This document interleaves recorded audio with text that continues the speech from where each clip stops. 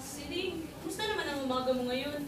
Mabuti naman pula. Salamat at naisipan mo pa ako kamustahin. Siling naman, bakit naman ganyan ang sagot mo sa akin? Sapagkat pagdilat ng mga mata mo isang umagay, wala ka nang ibang iniisip kundi kamustahin at himasin ang mga tinali mo. Tila mas mahal mo pa nga sila kesa sa akin. Siling naman, alam mo naman kung bakit pinalagaan ng mabuti ang mga tinali ay para rin sa atin. Sila ay nagbibigay ng grasya sa atin. Siya nga, ngunit sa tuwing nakikita kong hinihimas mo yung mga tinali, ay nais kong mainggit at magselos. Siling, ano ka ba naman? Wala nang mas mahal pa sa aking buhay kundi ang aking asawa. Totoo? Totoo. Ako'y nanaginip. Napanaginipan ko na ako ay hinahabol ng kalabaw. Kalabaw na puting siling. Eh ano kung kalabang puti? Ang pilak ay puti. Ibig sabihin ay pilak at ako'y hinahabol. Hinahabol ako ng pilak ng kwarta. Ngunit wala nang kwartang pila. Meron pa, ngunit nakabaon lang.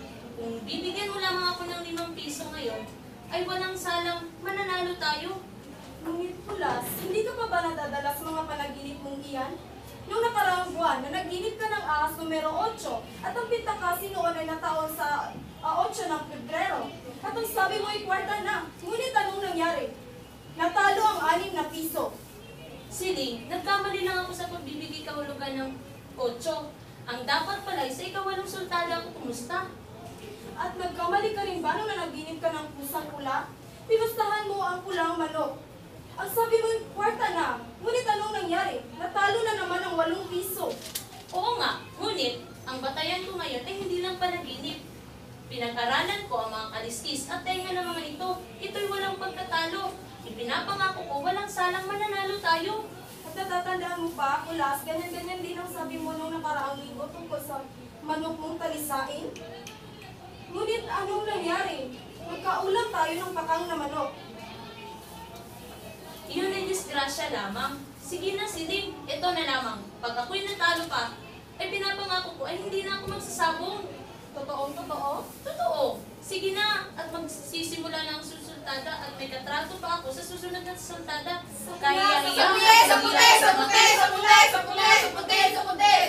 O siya, o bueno, taga-tago lang naman ako ng iyong pera. Huwag mo akong sisisihin kung maubos sa kaunting pinangbili ng ating palay.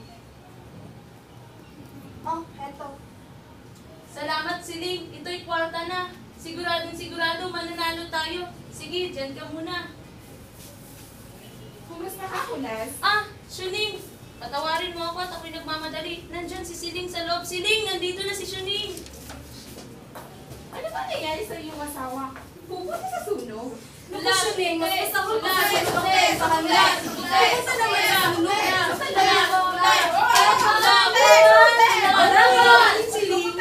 Oh, eto!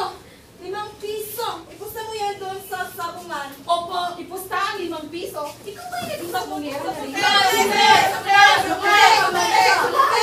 Sabi ko pumusta si Kulas sa kanyang manok at pumupusta na rin ako sa manok ng kalaban.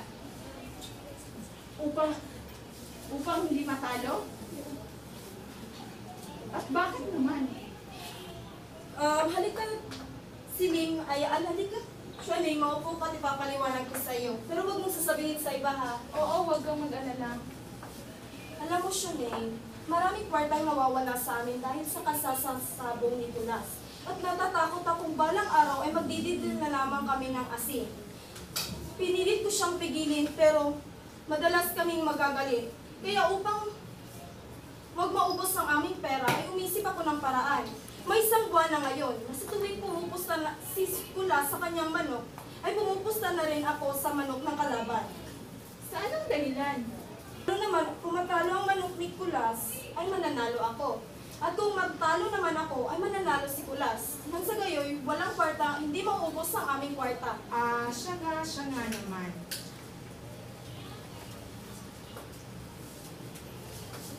Aling Siling, nanalo po tayo. Mabuti ba na pumasok ka na doon? Siling, ako'y naparito upang ipaalam sa iyo na dumating na ang rasyon ng sabon ni Aling Ligay. Mabuti at makakalaban na rin. Tara na. Ano ba yan, Kulas? Tila hindi kayo nabutan ng puting Huwag mo nga bagitin yan. Talagay akong malas. Di na talaga ako magsasabong. Ni ayaw ko na makita ang sabungan. Naway magkatotoo.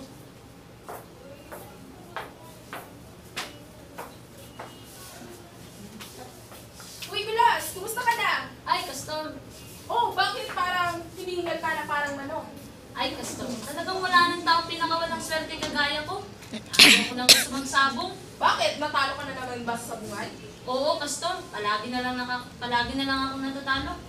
Gusto ko nang tumigil na magsabong. Akala mo ba kanina natalo na naman ako? Nako, hindi yan ang dahilan para tumigil ka sa pagsasabong. Tingnan mo nga ako. Ang manok ko ay natatalo, ngunit ang pusta ko naman ay nananalo. Paano ka ba matigil, Castor? Ipalagi ko nakikita ang manok mo kung ibitin na iuwi. Oo, natatalo yung manok ko. Pero ako, yung pusta ko, ay nananalo. Eh, paano yan? Yan ang ituturo ko sa'yo. Ngayon, kumuha ka ng iyong tinali na isa at saka kumuha ka na rin ng karayom. Karayom? Oo, karayom, yung para sa damit. Kahit ano bang tinali? Oo, kahit ano. O, saglit lang. Kukunin ko, Castor.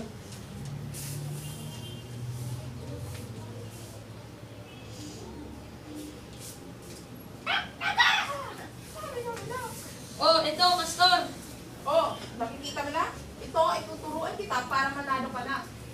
Ang manok ay itong kuan, o karayom, itutusok natin sa paa ng manok para ito ay hindi na makalakad ng ilang minuto. At tiyak, ikaw ay mananalo. Magandang paraan. Ngunit yan ay pandaraya. Oo, pandaraya ito. Pero nakakasiguro ka bang hindi ka dinaraya? May katwiran ka nga. Marami-rami na rin ang natalo sa akin. O sige, maraming salamat, Castor. O ano pang hinihintay natin? Tara na. Teka lang, hinihintay ko pa si Siling, ang aking asawa. O bakit na naman ba? Alam mo ba, may hawak yung supot sa bahay na ito. Ay, nako, talo ka na sa bunga, dihado ka pa sa bahay. Sige na, Castor. Oh, kapag pupunta ka dun sa bunga, laki-lakihan mo na para malaki yung iuwi mo dito. O sige, Castor. Susunod ako. Ah, sige.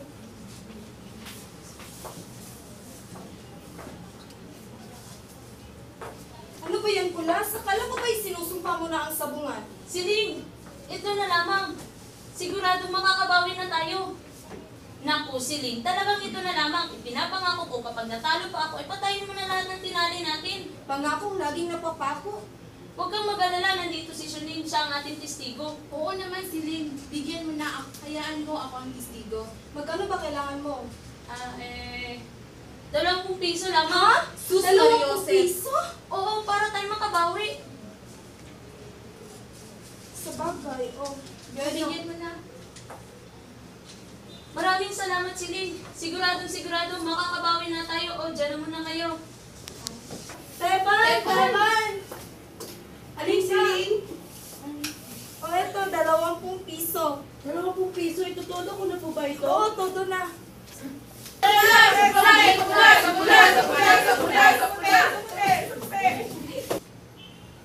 Natatakot ka na ano? Natatakot ako sa mga masasamang dulot ng bisyo. Kagaya ng pagsusugal, pandaraya at kung ano-ano pa. Ah, natatakot ka. Eh, wala naman kay Kula sa mga bagay na yan eh. Ngunit hihintayin pa ba natin magsunog ang bahay bago tayo maghanda ng tubig? Di ba sinabi naman ni Kulas na ito naman ang kahuli-hulihan? Naku, isulat mo sa tubig ang pangakong iyan. Naku, nagsusultadan na.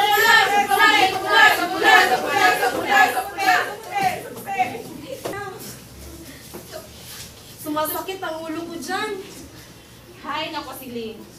Sukat ka mo namang pumili ng bahay ay sa tapat pa ng sabungan. Ano nga kung pumili, ang gusto kong bahay ay sa tapat ng simbahan. At ang gusto naman ni Kulas ay sa tapat ng sabungan.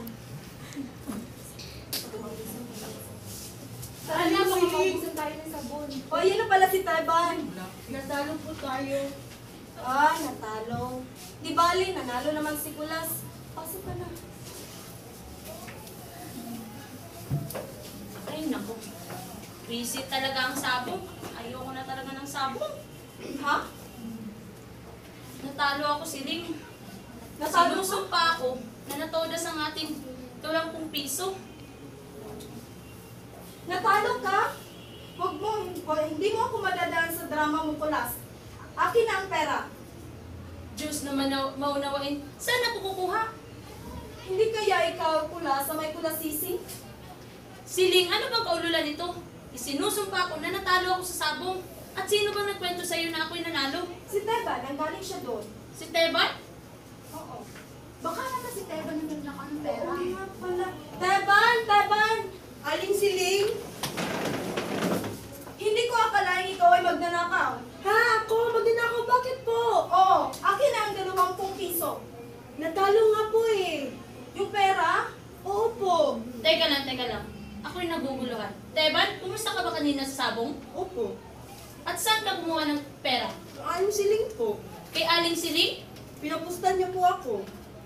Hala, lalong nagka-blackout. Ah, ganon. Siling, pinipigilan mo akong magsabong at ikaw pala sa bungerang pailalim? Magalit ko, Las. Siya'y pumupusta lamang sa sabungan. Huwag kang magalit, Kulas. Pumupusta lamang ako sa manok ng kalaban mo. Upang huwag kayong matalo sa sabungan. Ah, kung ako pala'y mananalo, ay baliwala rin. Huwag muna natin yan alalahanin. Ang alalahanin natin ay yung 20 piso. Teban, akin na yung pera. Aling Siling, natalo nga po eh. Oo, Siling, totoo, siya'y natalo. At ang manok ay natalo. Ang manok mo ay nanalo? Oo, Nasaan na yung pera? Akin hindi na, akin na. Siling. Kumusta rin ako sa kalaban? Isip talagang sabong. Kumusta ka sa kalaban ng manok? Sa manok ng kalaban mo? Gusto mong maniyupe. Ikaw ngayon natitiyope. At natatawa ko. Bakit ka nagtatawa? Pagkat ako'y tuwang-tuwa. Oh, Ning. Dito na kayo maghapunan mamayang gabi. Imbitahan mo na rin sina Kumaring Kikay at mga kaibigan natin sapagkat ako'y maghahanda.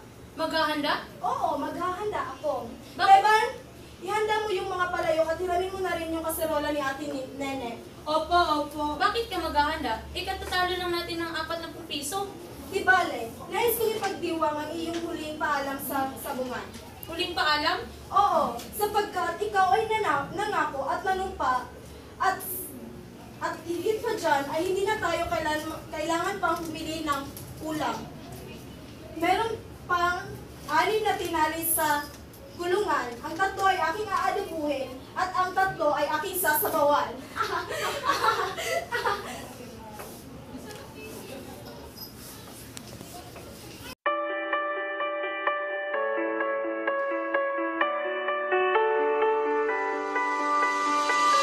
I dive in the frozen waves where the past comes back to life.